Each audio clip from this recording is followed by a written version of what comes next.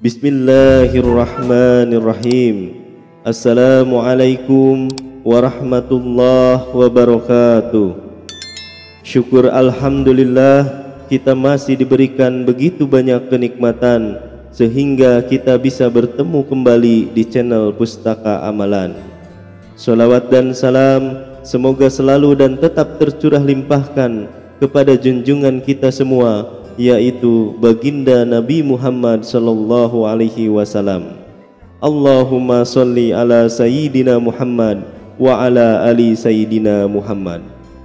Doa dan harapan saya semoga saudaraku semuanya selalu diberikan kesehatan, dilapangkan rezekinya, diampuni dosa-dosanya, serta dikabulkan segala hajatnya oleh Allah Subhanahu wa taala.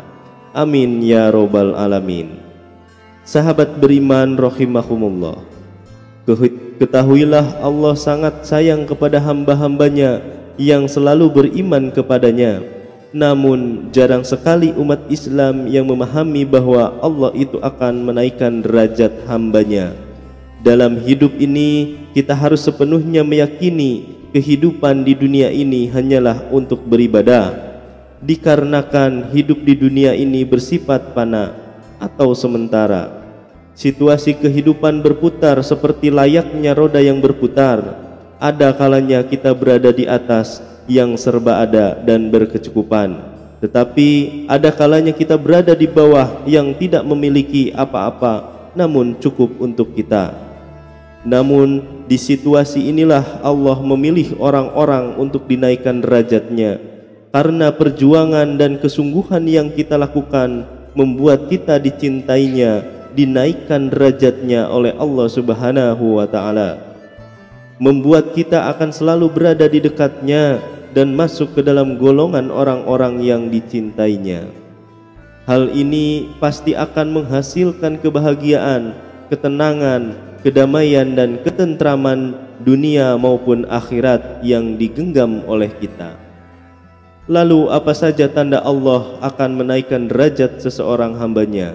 Namun sebelum lanjut, jangan lupa tekan tombol like dan tulis doa Anda pada kolom komentar di bawah, agar bisa kita aminkan bersama-sama.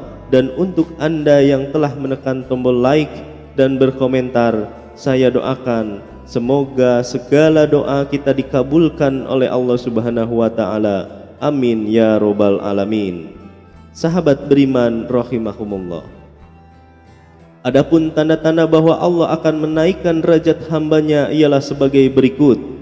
Untuk yang pertama, dihadapkan dengan berbagai masalah. Di saat Allah akan menaikkan derajat hambanya, Allah akan menghadapkan kita dengan berbagai masalah yang akan membuat kita lebih bersabar dan bersyukur akan masalah yang sedang kita hadapi. Allah itu akan memberikan kesulitan kepada hambanya, namun tidak melebihi batas kemampuan hambanya, sebagaimana telah dijelaskan di dalam Al-Quran dalam surah Al-Baqarah ayat 286. Allah tidak akan membebani seseorang melainkan sesuai dengan kesanggupannya. Ia mendapat pahala dari kebajikan yang diusahakannya, dan ia mendapat siksa dari kejahatan yang dikerjakannya. Mereka berdoa, "Ya Tuhan kami, janganlah Engkau hukum kami jika kami lupa atau kami bersalah. Ya Tuhan kami, janganlah Engkau bebankan kepada kami beban yang berat sebagaimana Engkau bebankan kepada orang-orang sebelum kami. Ya Tuhan kami, janganlah Engkau pikulkan kepada kami apa yang tak sanggup kami memikulnya. Beri maaflah kami, ampunilah kami, dan rahmatilah kami. Engkaulah penolong kami, maka tolonglah kami terhadap kaum yang kafir." Dari ayat ini kita tahu bahwa batas kemampuan di setiap orang itu berbeda-beda dalam menghadapi ujian yang diberikan oleh Allah Subhanahu wa taala. Namun ayat ini menjadi acuan untuk kita agar ketika kita memiliki beban hidup yang berat dan berada di situasi terpuruk sekalipun, kita harus senantiasa berserah diri kepada Allah yang selalu memberikan kita kekuatan yang luar biasa. Kemudian selalu bersabar dan bersyukur dengan yang kita jalani, karena Allah sedang mengangkat derajat hambanya. Kemudian yang kedua, dihadapkannya kita dengan orang-orang yang tidak menyukai kita. Pada fase ini kita juga diuji kembali dengan orang-orang yang tidak menyukai kita, hingga kita seakan berada di titik paling lemah, di mana kita sedang berusaha menjadi seseorang yang lebih baik lagi dari sebelumnya. Pasti banyak sekali orang-orang yang akan menzolimi kita hingga melukai kita. Ini adalah ujian yang sangat berat, dikarenakan kita juga hidup berdampingan dengan banyak orang.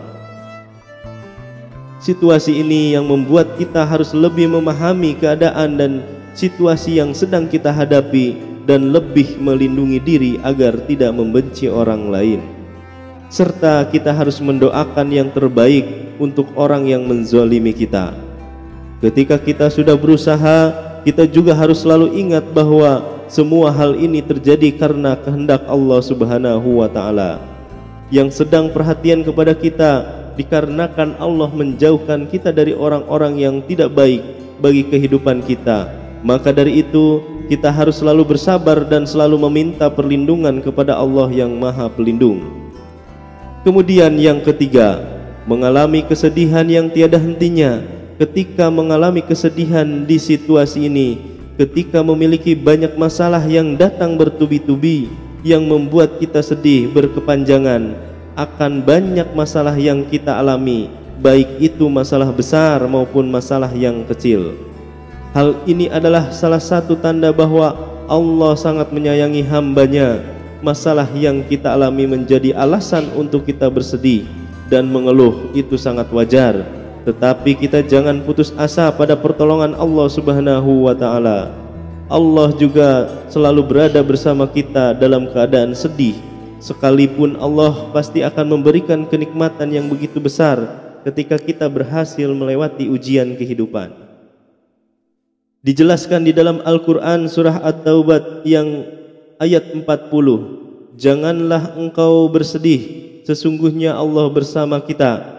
Kalimat ini bertujuan untuk menghibur dan mengingatkan hambanya bahwa Allah tidak pernah membiarkan seorang hamba berada di dalam kesedihan dan kepedihan.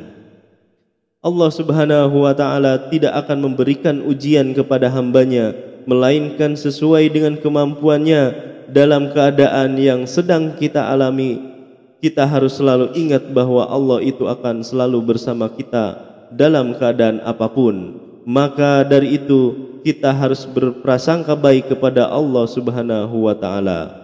Wallahu alam bisawab. Wassalamualaikum warahmatullahi wabarakatuh.